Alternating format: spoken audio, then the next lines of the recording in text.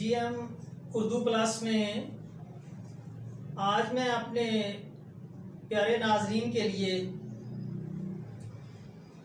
Generator के बारे में कुछ मालूमात पहुंचाना चाहता हूं। जनरेटर 1 kV का हो या 5 kV का हो या जहां तक भी बड़ा जनरेटर हो, बाज़ जगह पे तो जो मेन बड़े ऑफिस हैं या फैक्ट्रीज हैं, मिल्स हैं और बड़े बड़े इदारे हैं, वहाँ एक प्रॉपर इलेक्ट्रिशियन होता है और जिसको उसकी निगहदाश्त के लिए उसका पानी, उसका ऑयल, उसका रेडिएटर, ये सारी चीज़ें चेक करने का एक एक्सपीरियंस होता है। लेकिन आजकल गर्मियों की शिद्दत की वजह से हम घर में भी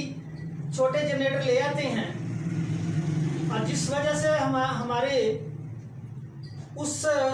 जो एक हम सहूलत लेके आते हैं, बाज़ दफ़ा उस वजह से परेशान भी हो जाते हैं। उसके बारे में जो घरेलू आम जनरेटर इस्तेमाल होते हैं उसके बारे में मैं चंद मालूमात अपने नाजरीन को गोशगवार करता हूँ। सबसे पहले हमने देखना है कि हम जनरेटर जब स्टार्ट करते हैं अपने लोड के मुताबिक हम जनरेटर लेते हैं, लेकिन बाज़ दफ़ा उसकी लाइट बबलिंग करती है, पंखे आस्था होते हैं, तो हम अपनी मर्जी से किसी से पूछ के उसकी रेस तेज कर देते हैं।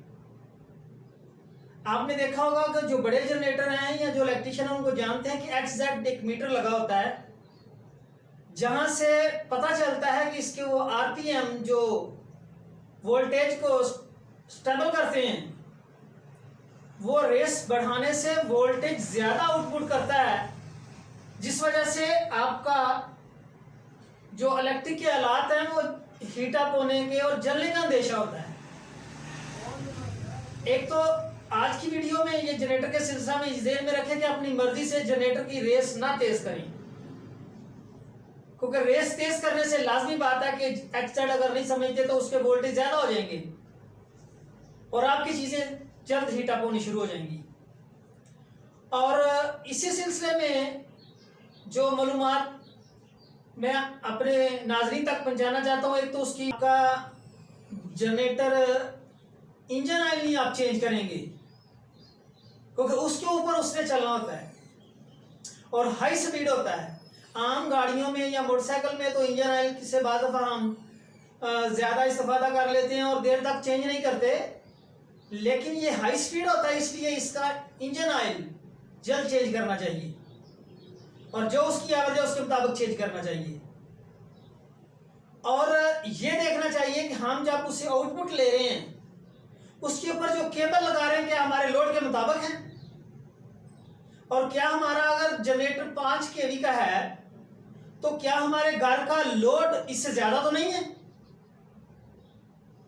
तो इन चीजों को जब आप मद्देनजर रखेंगे तो आपके जनरेटर की उम्र बढ़ेगी और आपके इलेक्ट्रिक की जितनी भी आलात है वो भी सही चलेंगे और उनकी भी उम्र लंबी होगी। तो इसलिए इन छोटी छोटी बातों का ख्याल रखेंगे तो आप जनरेटर से फायदा भी हासिल करेंगे और परेशानी से भी बचेंगे। आइंदा इस सिलसिले में मैं बड़े जनरेटरों के बारे में भी कुछ मालूमात अपने नाज़रीन तक लेके आऊँगा। अपना बहुत ख्याल रखिए।